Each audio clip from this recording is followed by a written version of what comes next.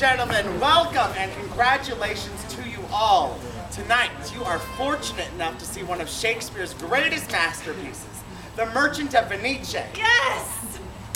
Welcome to The Merchant of Venice. And let me also commend you. You see, this particular play is often thought of as challenging to modern audiences, particularly those who may only be interested in the two-dimensional representation of what popular culture portrays Shakespeare to be. It's sad, really, because by some of these more complex tales, we miss a unique opportunity for rich and compelling examination of our own societal norms and morality. I'm sorry, I'm going to have to stop you right there. That is completely incorrect. Excuse me? Everyone knows Shakespeare only wrote love stories.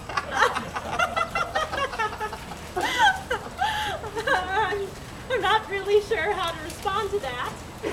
It's common knowledge that Shakespeare wrote not only romances, but also comedies, histories, tragedies, and a few plays that defy simple categorization. Oh, incorrect again. Really?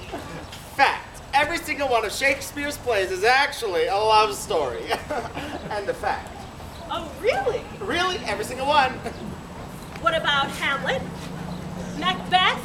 Richard III? Well, let's see. A sweet tale of childhood romance. A meditation on the deep and binding love of a passionate married couple. And a tale of the unrequited love of a social outcast for a beautiful lady of the court. Okay. Okay, what you're saying is not technically untrue. Exactly!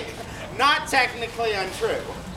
But don't you think that you are, I don't know, completely missing some crucial and significant aspects to these plays? Oh, I hardly see how it's possible for me to miss anything about these plays.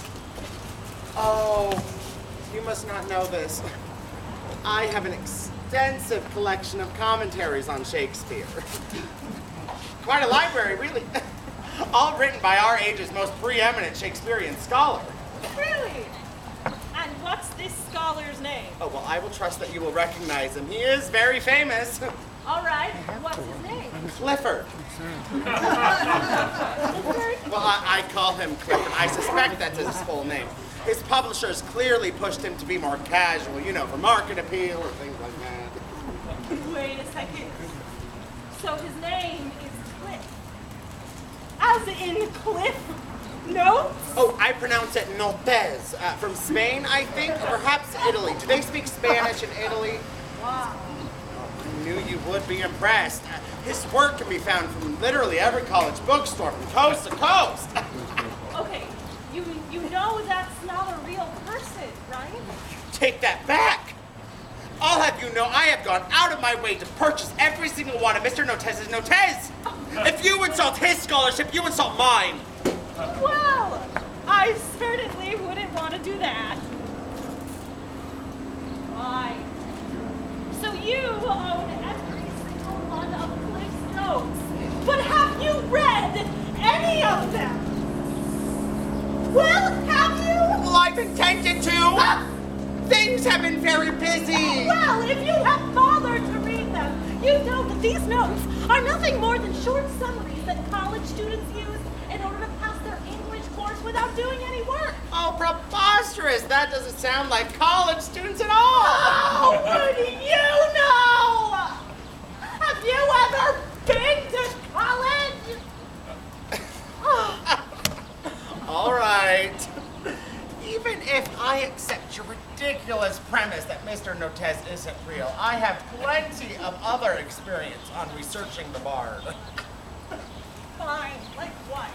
Like I watched the movie Shakespeare in Love. What? Twice! Oh, that Kenneth Paltrow is a very talented young man. Funny though, I haven't seen him in too many things lately. All right, I've heard enough. You clearly have no idea what you're talking about. Excuse me. I may not be a fancy schmancy expert on everything that may or may not be true about Shakespeare, but I know I'm right about this. I can feel it in my bones. The Merchant of Venice is a love story. Maybe even the greatest love story ever told. You know what? I'm tired of arguing. You think you have a handle on it? Great! Let's hear how you think it goes. And now, get ready, guys! Without further delay, William Shakespeare's The Merchant of Venice, as told by Kenneth Paltrow. Oh. Yeah. Oh, thank you. It's nice to receive such a warm welcome. Thank you. Once upon a time, there was a brave young man named Bassanio. Hello. Who was madly in love with a beautiful Portia. Darling, I must have you. Oh, Bassanio! And even though society frowned upon their love, they still got married. And kissed each other a lot. Oh, the end! Well, that's a start, but you're still missing quite a few significant plot points. Name one. How about the contest? Huh? Oh, you know, the one with the caskets? Okay, so Portia, right? When her father died, he had it put into his will that any man who wanted to marry her had to solve the riddle of the 3 caskets. Oh, I love riddles. How does it work? Simple. The potential suitor just has to pick the correct casket out of 3 potential caskets. 1 gold, 1 silver, and 1 made only of lead. The correct one will have a portrait of Portia. Greetings! I am the Prince of Morocco!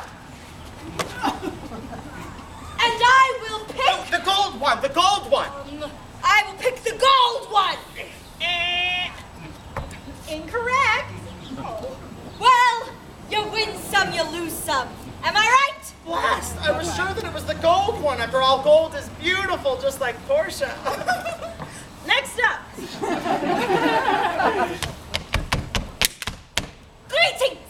I am the Prince of Aragon, and I will pick... Silver, pick silver. I will pick... Silver. Pardon me, mais I phone a friend. I'm sorry, no. Well, in that case, I will pick... Silver. The silver. Yes. Ooh, I'm sorry, but silver is also incorrect.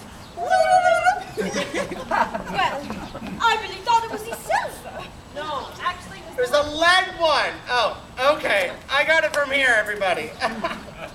Okay, so once upon a time, Bassanio fell madly in love with the beautiful Portia. Darling, I must have you. Oh, Bassanio! And so he guessed the correct casket. Lead. And then he and Portia get hitched and do a lot of kissing. The end. The end. The end. Woo. Woo-hoo. Well, that was a little better, I guess. Only a little better? You're still missing quite a few important things from the story of the Merchant of Venice. Like what? Like the actual merchant. Isn't that Bassanio? No, it's Bassanio's friend, Antonio. Hey, I'm Antonio. Hold on! What? Venice is in Italy. It's called a dialect, people. Okay, so this Antonio, the merchant of Venice, Mamma mia. we all agree is Italian. How does he figure into it? He's Bassanio's friend. Hey there, buddy. You see, Bassanio wanted to make a good impression when he went to woo Portia. Oh, ladies love a big galleon. Only, You're gonna win it, Tony. only, Hey. he was kind of tapped out. So he went to his friend Antonio for a loan. Is she a pretty? Super pretty. That's a good. But unfortunately, Antonio's funds were all tied up in the suite of ships. That's a too bad.